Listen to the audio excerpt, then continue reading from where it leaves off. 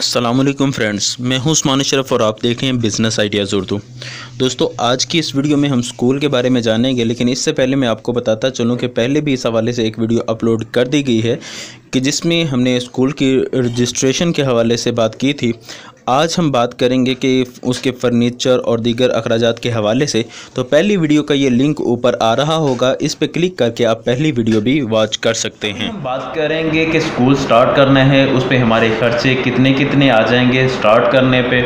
तो सर जी, यहाँ पे हमें बताइएगा कि स्कूल जब स्टार्ट करना है हमें, तो क्या क्या चीज़ें हमें ख़रीदनी पड़ेंगी फर्नीचर के हवाले से, उसमें कितना कितना फर्नीचर ख़रीदना है, इस हवाले से थोड़ी डिटेल दे दीजिए। अच्छा, वो दोस्त जो सबसे पहले अपने सिस्टम को बिल्कुल न्यू शुरू करना चाहते हैं और उनके पास जो एक अमाउंट चाहिए हमें बारी जो सिस्टम को शुरू करने के लिए वो मौजूद नहीं है, तो उन दोस्तों को मैं यही मशवरा दूंगा कि वो उसको एकेडमिक सिस्टम से शुरू करें, एकेडमिक सिस्टम पर ध्यान दें और बहुत ज़्यादा मेहनत करें। और जैसे उनको पता चले कि उनके स्कूल की स्ट्रेंथ बढ़ गई, एकेडमिक की स्ट्रेंथ बढ़ रही है और बच्चों के एक अच्छा रिज़ल्ट शो कर रहे हैं और बच्चों के साथ उनकी एक ग्रिप हो गई और एक एरिया के अंदर उनके जानने वाले स्टूडेंट्स पहुंच गए हैं, और उसके बाद उन्हें चाहिए कि वो स्कूल सिस्टम को शुरू करें। जी, और सर ने बहुत प्यारी बात बता दी हमें कि बाज़ औक़ात हम ये समझ रहे होते हैं कि जनाब मैं बड़ा पढ़िया लिखिया तो मैं जड़ा ना बड़ी तरक्की कर जानी, बस स्कूल खोलन दी देर है आए बस स्टूडेंट। लेकिन जब हम खोलते हैं, स्कूल स्टार्ट करते हैं, हमें वो नई रिस्पॉन्स मिल रहा होता, फिर हम मायूस होते हैं। तो इसकी वजह है कि हम इतना खर्चा करके फिर मायूसी का शिकार हों। तो पहले जो सर ने बात बता दी कि पहले एकेडमी लेवल पे स्टार्ट करें, अगर ये चल जाता है तो फिर इसको बड़े लेवल पे स्टार्ट करें। बहुत अच्छी सर ने बात बताई। अच्छा सर, फिर हमने स्टार्ट करना है तो उसमें बिल्डिंग जो है वो अमूमी तौर पर ये किराए पे ही ली जाती है। मोस्टली जितने भी स्कूल हमारे यहाँ पर डस्का में चल रहे हैं पहले से, वो प्राइवेट इसी तरह ही रेंट पर थे, जिनमें से कुछ स्कूल जो हैं अब मौजूदा टाइम के अंदर वो अपनी बिल्डिंग ख़रीद चुके हैं और जो बाकी मौजूद हैं मुझे उम्मीद है कि वो भी अपनी ख़रीदना चाहते हैं। हाँ, ये तो एक लकी चांस है कि किसी के पास अपनी बिल्डिंग मौजूद है और वो वहाँ पर सिस्टम शुरू करना चाहता है, तो उसको एक रेंट की दिक्कत और जो रेंट के मालकान होते हैं बिल्डिंग के, उनकी वो जो बातें होती हैं वो सुननी नहीं पड़ती, या उनके साथ जो डीलिंग करनी होती है वो उससे बचा रहता है। अच्छा, बिल्डिंग तलाश करते हुए किन किन चीज़ों का ख्याल रखना चाहिए? बिल्डिंग तलाश करते वक्त एक तो ध्यान ये होना चाहिए कि क्या वो बिल्डिंग जो है ऐसे एरिए में है जहाँ से आपको आसानी से बच्चे प्रोवाइड हो सकते हैं, मिल सकते हैं बच्चे, पहली चीज़ तो ये। और दूसरा ये कि वहाँ के एरिए का माहौल भी आपके साथ मुताबिकत रखता हो, लेकिन ये ना हो कि वो माहौल वहाँ पर आपके साथ मुताबिकत ना रखता और आप इस वजह से वहाँ पर सिस्टम शुरू कर लें कि वहाँ पर बच्चे ज़्यादा स्ट्रेंथ में मौजूद हैं। जस्ट बच्चों का स्ट्रेंथ में मौजूद होना ज़रूरी नहीं है, माहौल का भी उसके अंदर असर होता है।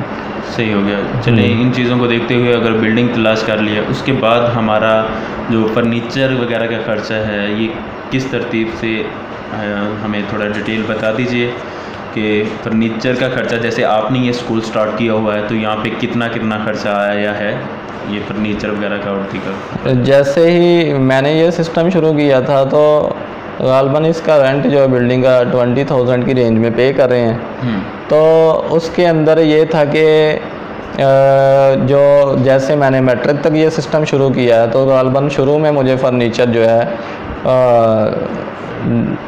उसमें कुछ बेंच वगैरह लिए थे, जो कुछ चेयर्स वगैरह ख़रीदी थी वो भी इसी तरह थी, 90 की रेंज में चेयर्स वगैरह थी।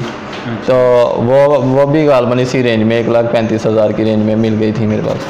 सही हो गया। और इसके अलावा ऑफिस का कुछ फर्नीचर वगैरह होता है, जैसे कि टेबल हो गया, चेयर हो गई और साथ सोफ़ा वगैरह हो गया जो कि ऑफिस के लिए होता है, ऐसे स्टाफ रूम के लिए वो भी गालबन 30 से 35,000 की रेंज तक जो है ख़र्चा हो जाता है। सही हो गया। और इसके अलावा क्या खर्चा होता है इसमें? इसके अलावा वही क्लासेस के फ़ैन वगैरह, लाइट्स का और ऑफिस रजिस्टर वगैरह, अटेंडेंस रजिस्टर, जो बच्चों के लिए भी एक बच्चों का अटेंडेंस रजिस्टर होता है जिस पे बच्चों की हाज़िरी होती है और दूसरा टीचर्स का होता है जिस पे उनकी हाज़िरी होती है। और इसी तरह हमारे पास एक सिस्टम होना चाहिए कंप्यूटर के अंदर जो कि सॉफ्टवेयर हम कहते हैं उसको, वो उनके फ़ीस चार्जेस वगैरह को मेंटेन करने के लिए और बच्चों की स्ट्रेंथ वगैरह को मेंटेन करने के लिए। तो इस पे कितना खर्चा हो जाएगा तकरीबन? इसके ऊपर भी जो ये सॉफ्टवेयर वगैरह का सिस्टम है, इसके अंदर भी ये कंप्यूटर सारा सिस्टम डाल के इसके अंदर गालबन 20,000 की रेंज में ये ख़र्चा जो हो सकता है। और ये फैंस वगैरह जो आपने बताया इसका? फ़ैन्स वगैरह का ख़र्चा तो वो ये है कि जो जितने रूम्स हैं आपके पास उसका एक आइडिया हो सकता है कि मार्केट में किस रेट पर बिक रहे हैं और उसी रेट में आसानी से उसका आइडिया हो सकता है। सही हो गया। इसके अलावा और कोई ख़र्चा है या सिर्फ यही है? ख़र्चा फ़िलहाल तो यही है। उसके अलावा ये स्टाफ मेंबर्स के लिए मैं उन दोस्तों को कहना चाहूँगा कि जो दोस्त ये शुरू करना चाहते हैं, अगर उन्होंने एकेडमिक सिस्टम से शुरू किया है तो वो रिज़र्व में कुछ अमाउंट पेमेंट ऐसी जमा रखें जो कि उनको आइडिया हो कि ये सिस्टम मैं स्कूल शुरू करना चाहता हूँ, तो उसके पास रिज़र्व में कम से कम 1 साल की अमाउंट जो है ना जमा होनी चाहिए ताकि वो उसको आसानी के साथ चला सके। अच्छा, ये आपने जो बताया है ये सारा खर्चा वगैरह, ये टोटल मिला के कितना खर्चा हो जाता है? ये गालबन 3 लाख की रेंज में ख़र्चा जो है वो पहुंच जाता है। रजिस्ट्रेशन मिला के सारा सिस्टम सारा मिला के, जस्ट अफिलिएशन इसमें मौजूद नहीं होगी।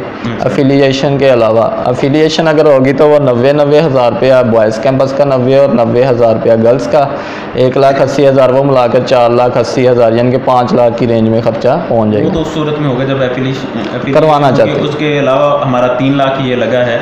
इसके अलावा कितने माह की सैलरी हमें पहले से हमारे पास हो, क्योंकि पता नहीं होता कि स्टूडेंट्स कितने आएंगे क्या नहीं, तो कितना पैसा इजाफी हमारे पास होना चाहिए आपके? मैं ये चाहता हूँ कि जो भी दोस्त ये शुरू करें वो कम से कम 1 साल की रिज़र्व अमाउंट को अपने पास रखें और उसका पता हो कि मैं, जैसे हमने आइडिया दिया है कि प्राइमरी तक इतने स्टाफ मेंबर्स चाहिए, मिडल तक इतने चाहिए और मैट्रिक तक इतने चाहिए स्टाफ मेंबर्स, उस हिसाब से उसको चाहिए कि अगर वो प्राइमरी सिस्टम शुरू कर रहा है फ़िलहाल तो प्राइमरी के लिए उसको चाहिए जैसे कि 8 टीचर चाहिए जैसे, तो उसकी टीचर्स की पे किस रेंज में होगी?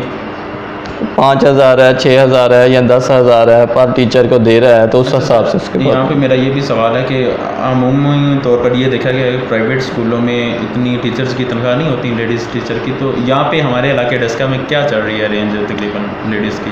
हमारे यहाँ पर जो सिस्टम के अंदर है गालबन वो 10 से शुरू कर रहे हैं, कुछ 8 से, कुछ 10 से और 20-25 तक जा रही है पे जो कि दे रहे हैं स्कूल प्राइवेट। मिल रही है? हाँ जी, प्राइवेट स्कूल्स दे रहे हैं और उसमें गालबन 25 तक की रेंज में तो मिल रही है।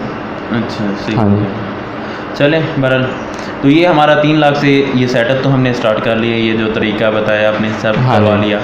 अब हम थोड़ा ये हिसाब निकालते हैं कि हमारा मंथली बेस पे कितना खर्चा आएगा और उससे हमें आउटपुट कितना मिलेगा। तो ये मंथली हमारा स्टाफ का कितना खर्चा आ जाता है, सैलरी वगैरह कितनी देनी पड़ती है?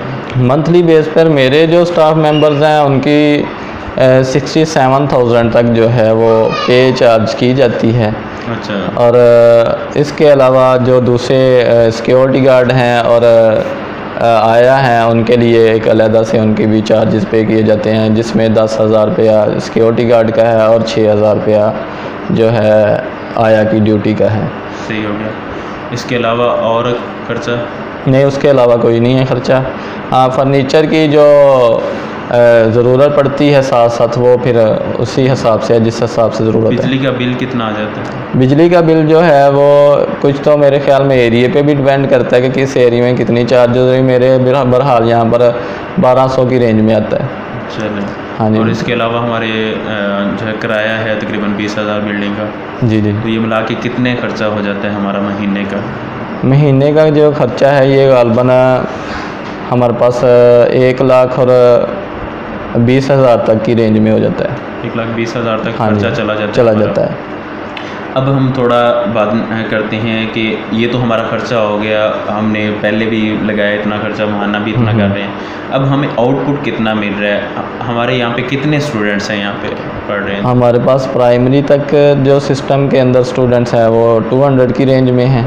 अच्छा। और इनकी फ़ीस जो है वो 1,000 हम चार्ज कर रहे हैं, लेकिन इसमें कुछ स्टूडेंट्स ऐसे हैं जैसे कि 2 से 3 बहन भाई हैं, तो उनकी एक कंसेशन रेट पर हर प्राइवेट स्कूल में होती है, वो हमारे साथ भी चल रही है।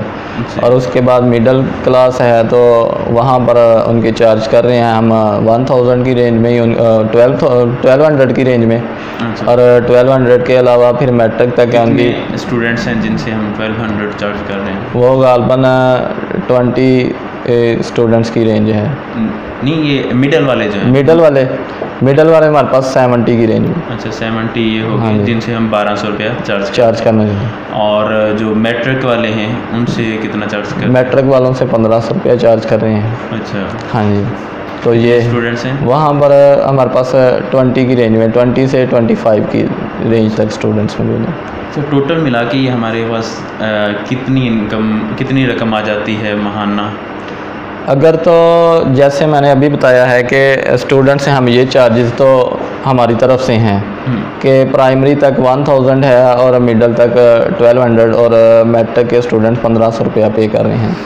लेकिन क्योंकि कुछ स्टूडेंट्स ऐसे हैं जिनके बहन भाई पढ़ रहे हैं, उनके लिए कुछ कंसेशन भी होती है फ्री की। जैसे हो गया कि 3 बहन भाई हैं, इनके साथ एक फ्री है, 2 चार्जेस कर रहे हैं, अपनी पे कर रहे हैं पूरा चार्जेस जितने भी हैं इनके। तो उस हिसाब से हमारे पास गालबन 1.5 लाख की रेंज में चार्जेस जमा होते हैं। 1.5 लाख तकरीबन? हाँ जी। और उसमें से हमारे 1,20,000 ये चले जाते हैं कि वो हमें पे करने होते हैं हर मंथ में। बाकी 30,000 तक नॉर्मली हमारे पास जमा हो जाते हैं, बच जाते हैं। ये आपको कितना अर्सा हो गया ये वैसे स्कूल स्टार्ट किए हुए? ये स्कूल शुरू किए 3 साल हो गए हैं। अच्छा। और उसमें अब ये 4था साल शुरू है। और इसी सिस्टम के प्रॉफिट से जो आ रहा है उसी हिसाब से मैंने एक और कैंपस शुरू किया है, जिसकी वजह से ये चार्जेस जो मैं बता रहा हूँ इसकी अमाउंट से ज़्यादा ही मेरे पास पेमेंट जमा होती है। लेकिन ये एक रफ आइडिया आपको दे रहा हूँ, रफ आइडिया दिया है हमने। वगरना अगर आप, क्योंकि दीगर बिजनेस के हवाले से भी जब हम बात करते हैं, पहले भी आपने गौर किया होगा मेरी कुछ वीडियोस में कि हम रफ आइडिया में कुछ कम रखते हैं ताकि अगर स्टार्टिंग में हमें कुछ तकलीफ़ें आती भी हैं, परेशानियाँ आती भी हैं तो हम कंफ्यूज ना हों। अल्लाह करेगा कि इससे ज़्यादा ही आप बचा पाएंगे जी। और नीयत ये रखें कि इससे बचाई हुई रकम मैं इसी काम पे लगाऊंगा। जैसा कि ये सर ने इस स्कूल से दीगर भी ब्रांचें शुरू की हैं, ये दरमियान में मैं आपको थोड़े थोड़े क्लिप दिखाता भी रहा हूँ कि ये सर ने दूसरी ब्रांच भी शुरू की है और बल्कि एक और भी इनकी ब्रांच है जो सर ने इसी इनकम को इकट्ठा कर करके नई जगहों पे स्कूल स्टार्ट किए हैं। तो नीयत अच्छी रखें कि मुझे अच्छी तालीम प्रोवाइड करनी है और अपने घर का रोज़गार का सिस्टम चलाने के लिए साथ में कोई और भी बिज़नेस वगैरह कर सकते हैं। बहुत सारी वीडियोस हम डाल चुके हैं इस अपने चैनल पे, तो और भी कोई आइडिया पसंद करके उसके ज़रिए अपने घर का ख़र्चा चलाएं और स्कूल सिस्टम जो है अच्छी नीयत के साथ चलाएं कि मुझे तालीम जो है अपने इलाके को तालीम याफ्ता करना है और ज़्यादा फ़ीस इसमें चार्ज करने के बजाय एक नॉर्मल फ़ीस रखें कि ताकि ज़्यादा से ज़्यादा लोग अच्छी तालीम हासिल कर सकें। जी फ्रेंड्स, बहुत सारे सवालात मैंने क्लियर करने की कोशिश की है, लेकिन एक ही वीडियो में सारे सवालात क्लियर हो जाएंगे ज़रूरी नहीं है। आपके अगर इस हवाले से कोई भी सवाल हो तो नीचे कमेंट में ज़रूर डालिएगा। नेक्स्ट टाइम अगर मेरी सर से मुलाकात हुई तो मैं ज़रूर वो सवाल पूछूंगा। उम्मीद है कि आपको ये वीडियो पसंद आई होगी। अगर वीडियो पसंद आई तो इसे लाइक शेयर कमेंट ज़रूर करें, हमारे चैनल को सब्सक्राइब कर लें ताकि नेक्स्ट आने वाली वीडियोज़